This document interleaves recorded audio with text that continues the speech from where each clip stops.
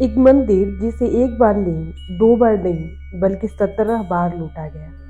क्या वहां इतना सोना था या उसकी चमक विदेशी सल्तनतों तक पहुंच गई? आज हम जानेंगे उस मंदिर की कहानी जो हर बार टूटा, लेकिन हर बार ताकत के साथ वापस खड़ा हो गया। नाम सोमनाथ। हिंदू मान्यता के अनुसार ये भगवान शिव के 12 ज्योतिर्लिंगों में पहला ज्योतिर्लिंग माना जाता है। ये इंडिया की वेल्थ, ट्रेड, स्पिरिचुअलिटी और सिविलाइजेशन का पावरफुल सेंटर था। कहा जाता है कि मंदिर के खजाने में सोना, हीरे, चांदी और बहुमूल्य रत्नों का अंबार था।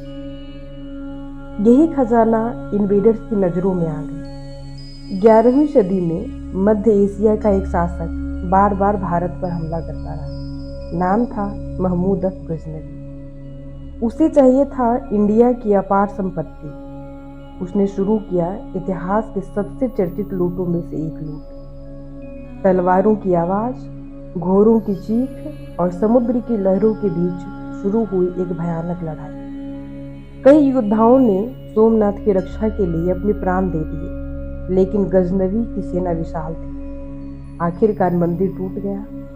सोना, चांदी, रत्न सब कुछ निकाल लिया गया, लेकिन असली सवाल अभी भी बाकी था।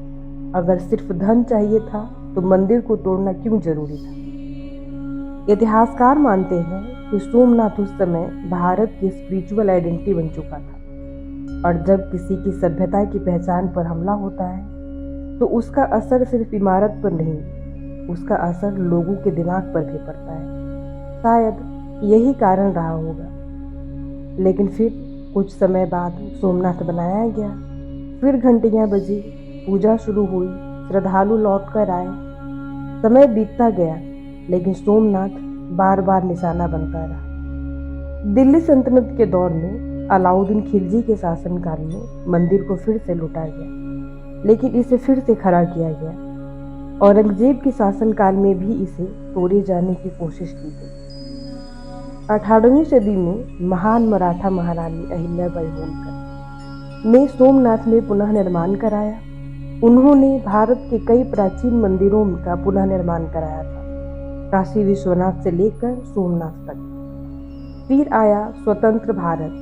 देश आजाद हो चुका था, लेकिन सोमनाथ अभी भी अपनी पुराने गौरव में नहीं था। तब भारत के आयरन मैन सरदार वल्लभ भाई पटेल ने फैसला किया कि सोमनाथ पुनः निर्माण होगा।